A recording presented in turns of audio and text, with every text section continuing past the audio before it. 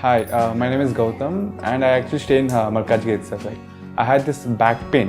It's been 1.5 years. I have tried many treatments like chiropathy, oil massage, physiotherapy especially, but it didn't work out as much like what I expected. I strongly suggest homeopathy because నేను personally allopathy చాలా suffer అయినా. And I definitely do not recommend allopathy. You people can carry on with the homeopathy. Area Malkajgiri and doctor name is like Nageshwar Rao and the clinic name is Neocare Homeopathy.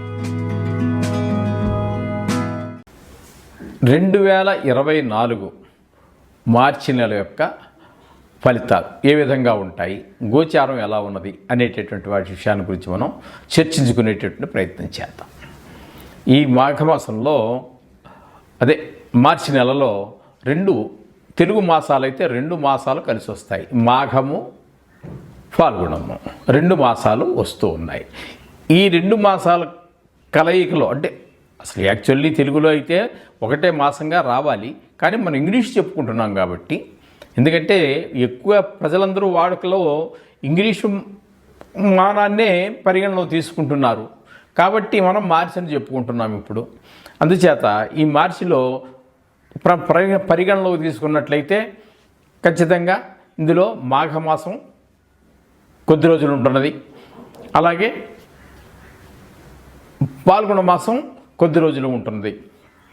మాఘమాస బహుళ షష్ఠి నుండి ఫాల్గుణ మాస షష్ఠి వరకు ఈ యొక్క తెలుగు మాసాలు ఈ మార్చి నెల అనేటటువంటి దాన్ని సమానంగా సరిపోతూ ఉంటాయి. అందుచేత ఈ మార్చి నెల యొక్క ఫలితాలు మనం చెప్పుకోవడం జరుగుతుంది. ఈ మార్చి నెలలో గణిత ఎలా ఉన్నాయి అంటే, ప్రధాన గ్రహాలైనటువంటివి అంటే ఎక్కువ కాలం సంచరించేటటువంటి గ్రహాలు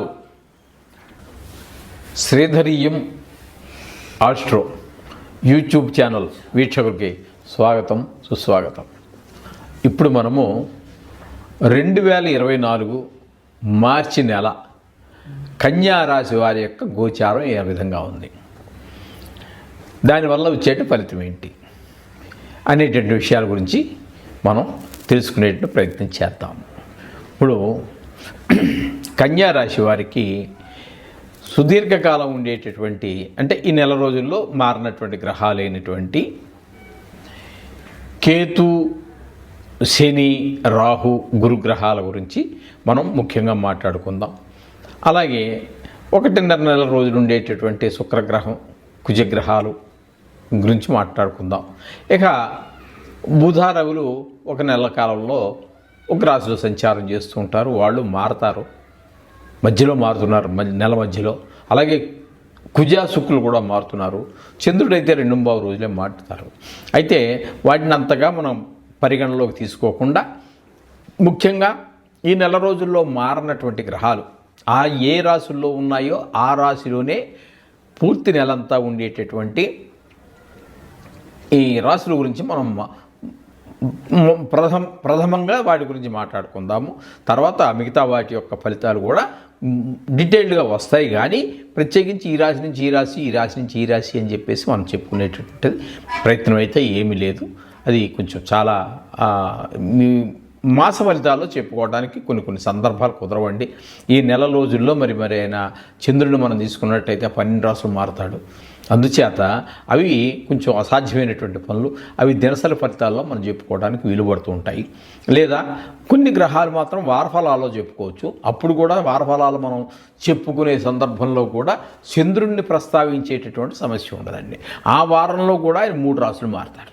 అందుచేత మనం ప్రధానంగా ఎక్కువ ఈ నెల రోజులు మారినటువంటి కేతు, శని, రాహు, గురు గ్రహాల గురించి మనం వాటి యొక్క గ్రహచారం ఎలా ఉన్నది, దాని తద్వారా ఈ రాశి వారికి, ఈ కన్యా రాశి వారి యొక్క ఫలితాలు ఏ విధంగా ఉంటాయనేటువంటిది విషయాన్ని మనం చర్చించుకునేటువంటి ప్రయత్నం చేద్దాము. అలాగే ఇప్పుడు రాశిలోనే, జన్మరాశిలోనే కేతు సంచారం జరుగుతున్నదండి. అలాగే షష్టమంలో శనీశ్వరుని యొక్క సంచారం జరుగుతుంది, స్వక్షేత్రం.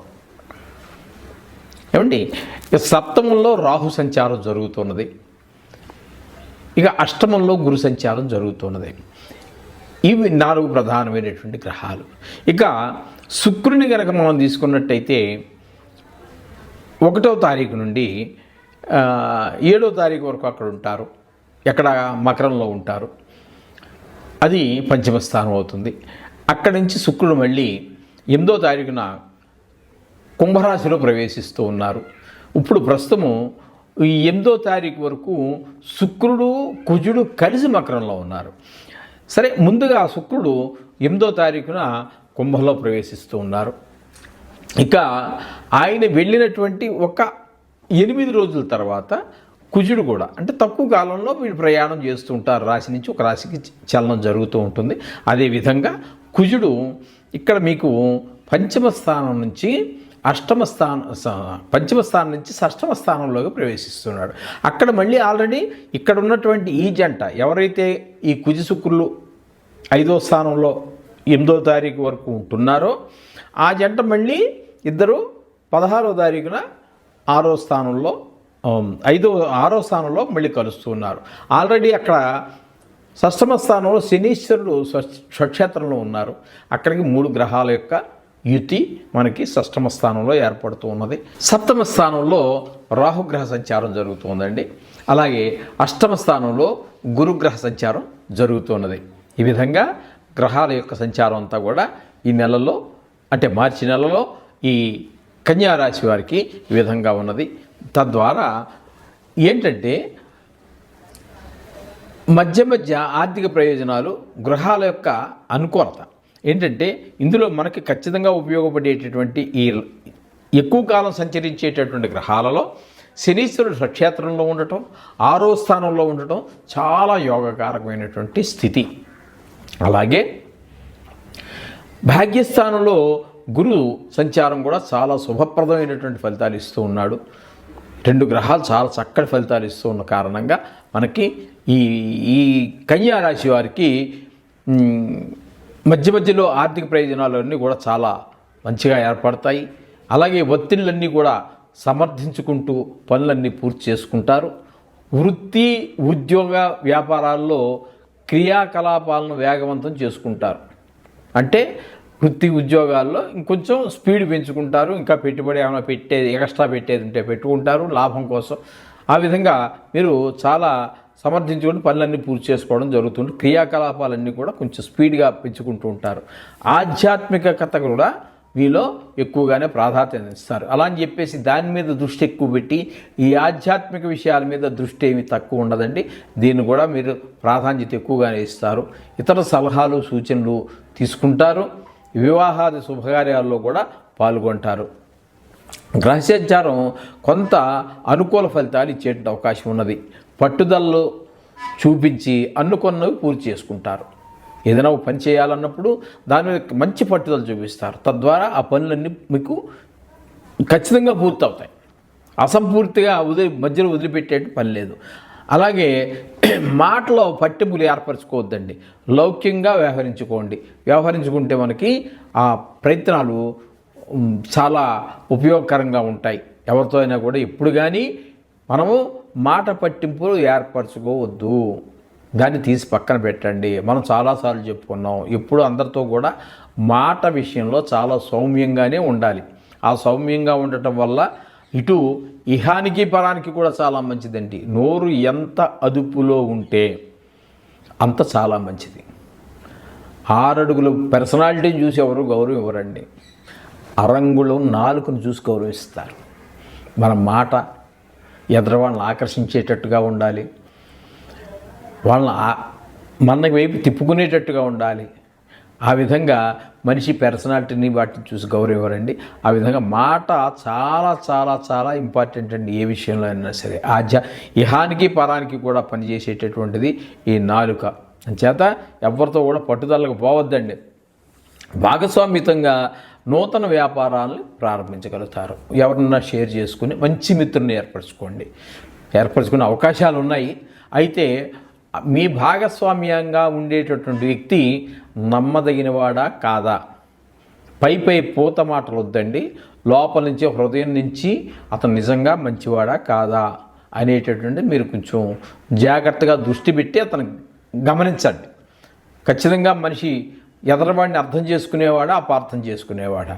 ప్రపంచంలో సమస్యలకన్నిటికీ కారణం ఏంటండి? అపార్థం చేసుకోవడమే. ఎదుటి మనిషిని అర్థం చేసుకోవడానికి ప్రయత్నం చేయరండి. ఎంతసేపు ఎదురువాళ్ళు లోపాలు ఎంచుదాం అనేటువంటి ప్రయత్నమే. ఆ ప్రయత్నాలు విరమించుకోండి. ఇప్పుడు రష్యా యుక్రెయిన్ యుద్ధం జరుగుతుంది. ఎందుకు జరుగుతుందండి? ఆయన అర్థం చేసుకోవట్లేదు, ఈయన అర్థం చేసుకోవట్లేదు, మాట పట్టింపులే. వారిద్దరి మధ్యన ఎన్ని లక్షల మంది చచ్చిపోతున్నారు, ఎన్ని లక్షల కోట్ల ధనం వృధా అయిపోతుంది, ప్రపంచ వాతావరణం అంతా మారిపోతుంది. అలాగే మరి ఇంకా దేశాలు ఏవో కొట్టుకుంటున్నాయి కదండి. అరబ్ కంట్రీస్లో అని అదేది ఏదో దేశం ఉంది కదండి అక్కడ, అవన్నీ కొట్టుకుంటున్నాయంటే ఈ మనిషిని అర్థం చేసుకోకపోవటమే ప్రధాన కారణము. ఇజ్రాయెల్ ఇట్లా ఎదుటి మనిషిని అర్థం చేసుకునే ప్రయత్నం లోపించటమే ప్రపంచంలో అశాంతికి కారణం. భార్యాభర్తలు విడిపోతున్నారండి ఈ మధ్య, మరీ ఎక్కువైపోయింది. కారణం అర్థం చేసుకునేటువంటి మనస్తత్వం లేదు. అన్నీ తనకు అనుకూలంగా జరగాలి, భర్తకు అనుకూలంగా తను నడవాలని చెప్పి భార్యకి లేదు, భార్యకి అనుకూలంగా నడవాలని చెప్పేసి భర్తకు లేదు. నాకు అనుకూలంగా భార్య నడవాలి, నాకు అనుకూలంగా భర్త నడవాలి, మాకు అనుకూలంగానే నా పిల్లలు ఉండాలి, మా అత్తగారు అలాగే ఉండాలి, మా ఆడపడుచు ఇలాగే. ఎలా ఉంటారండి? ఎవరు నీకు అనుకూలంగా ఉండరు. అందరికీ కొంచెం అర్థం చేసుకోవడానికి ప్రయత్నం చేయండి. సమస్య అనేది పుట్టక స్థానం ఎక్కడంటే అర్థం, అపార్థం. అర్థం చేసుకుంటే ప్రపంచం శాంతి, అపార్థం చేసుకుంటే అనర్థం, అశాంతి. ఇది అందరూ గుర్తుపెట్టుకోండి. ఇదేదో జ్యోతిష్యానికి సంబంధించిన విషయం కాదండి, ప్రతి మనిషి జీవితంలో ఆచరించదగింది. ఇలాంటి సందర్భం వచ్చినప్పుడు ఒక మాట చెప్తాం, ఇది జ్యోతిష్యానికి సంబంధించి మాత్రం అనుకోవద్దండి. ఈ విధంగా మీరు భాగస్వామితో వ్యాపారం చేయాలనుకున్నప్పుడు అతని యొక్క మెంటాలిటీని, అతని యొక్క మనస్తత్వాన్ని పూర్తిగా అర్థం చేసుకోండి. చాలా చక్కటి మనిషి అని మీకు 100కి 100 పాళ్ళు నమ్మకం ఏర్పడిన తర్వాత మాత్రమే భాగస్వామిని కండి. ఎందుకంటే చాలామంది భాగస్వామ్యంతో వ్యాపారాలు చేస్తున్నారు, లక్షలు కోట్లు పెట్టి. ఆ తర్వాత ఎవడు అందులో ఒకడు మోసం చేశాడు అనుకోండి, మిగతా వాడు ఏ స్థితికి వెళ్ళిపోయారు తెలుసా అండి? చెప్పలేము. భిక్షం ఎత్తుకునే స్టేజ్కి వెళ్ళిపోయారు.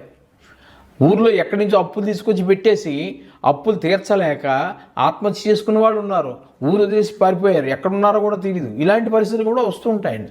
ఎప్పుడు కానీ భాగస్వామ్యాలు మంచిదే. ఇప్పుడు మనిషి సంఘజీవి, తప్పదు. కానీ అర్థం చేసుకుని సరి అయినటువంటి వాడు అవునా కాదా తెలుసుకుని మీరు ముందుకు వెళ్ళండి. అందులో తప్పకుండా ఇద్దరిది ఒకళ్ళొకళ్ళు అర్థం చేసుకోగలిగితే అందులో మీరు విజయ శిఖరాల్ని అధిరోహించవచ్చు. అందులో ఆయన బతుకుతాడు, మీరు బతుకుతారు. చక్కగా మీ దగ్గర 10 మంది పనిచేసి వాళ్ళు పొట్టపోసుకోవడానికి అవకాశం ఉంటుంది. ఇంత చక్కటి పరిస్థితులు ఉంటాయి. అర్థం చేసుకోవడానికి ప్రయత్నం చేయండి. అయితే ఈ మొత్తం మీద గ్రహ సంచారం అంతా కూడా మనకి ఈ కన్యా రాశి వారికి బాగుందనే చెప్పాలండి. ఆరోగ్యపరంగా కూడా మంచి మార్పులన్నీ వస్తాయి, ఆరోగ్య విషయంలో బాగుంటాయి. అలాగే కొంచెము అప్పులు చేయడానికి మాత్రం దూరంగా ఉండండి. కొత్త వ్యాపారం మొదలెడుతున్నాం కదా అని చెప్పేసి అప్పులు చేయడానికి ప్రయత్నం చేయమకండి. ఆ విధంగా చేయడం వల్ల మీకు అన్ని శుభాలు జరుగుతాయి. అందుచేత ఈ గ్రహస్థితి కొంచెం మీకు చాలా అనుకూలమైనటువంటి పరిస్థితిలోనే ఉన్నది వీళ్ళకి. అందుచేత మీరు మామూలుగానే ఎన్ని మీకు అనుకూలంగా ఉన్నా కూడా ఈ నవగ్రహాలు, దేవుడి పూజ ఇవన్నీ మనకి జీవితంలో ఒక నిత్య భాగము, నిత్యము చేసేటటువంటి విధి విధానం అంతే. అంచేత ఈ నవగ్రహ జపం చేసుకుంటూ ఉండండి. మీరు ఇష్టమైనటువంటి దేవుని ప్రార్థించండి. అంటే ఏ దేవుడు అని చెప్పి కొంతమంది పెద్దలు చెప్పారు, కానీ కొన్ని మనం చదవలేమండి. ఎందుకంటే ఇంతకుముందు చదివిన వాటిని అయితే రెగ్యులర్గా వెళ్ళిపోతుంది, కళ్ళు మూసుకున్నా వెళ్ళిపోతుంది. కళ్ళు తెరిచి కూడా ద్విత్వాక్షరాలు, సంయుక్తాక్షరాలు ఉన్నట్టయితే మనం దాన్ని స్పష్టంగా పలకలేము. అటువంటి స్పష్టంగా పలకలేనప్పుడు కొంచెము అర్థం ఇప్పుడు చెప్పుకున్నట్టుగానే అర్థం మారిపోయి వేరే అర్థాలు వస్తూ ఉంటాయి. దానికి ఏవో చాలా కథలు ఉన్నాయనుకోండి, అవన్నీ అక్కర్లేదు ఇప్పుడు. కానీ స్పష్టంగా మీరు ఏదైతే పలకగలుగుతారో, వేదమంత్రమా, శ్లోకాల, లేదా బీజాక్షరాల, లేదు ఏనేది ఆదిత్య సోమాయ మంగళాయ ఉదయ గురుసుకుని శ్రీవిచ్చ రాహుకేతను. వారానికి ఒకసారి వెళ్ళండి, నవగ్రహాల చుట్టూ తిరగండి, ఆ దేవుణ్ణి కూడా దర్శనం చేసుకోండి. నవగ్రహాలతో పాటు అంతా శుభం జరుగుతుంది. శుభం భూయాత్.